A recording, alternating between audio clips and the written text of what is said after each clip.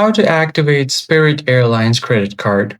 Hey everyone, in today's tutorial, I'm going to be showing you a quick and easy way to activate your Spirit Airlines credit card.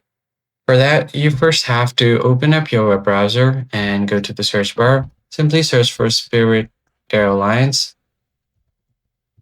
hit enter. You can also add credit card login as well. And you'll find the option to manage your free Spirit points MasterCard online. Click on it and open it up.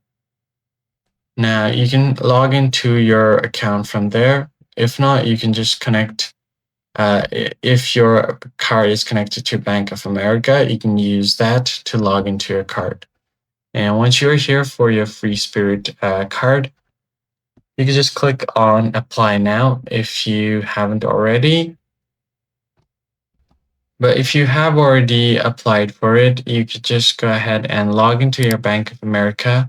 You'll find a list of credit cards connected to your account. Just find your free Spirit card and then click on the Activate button.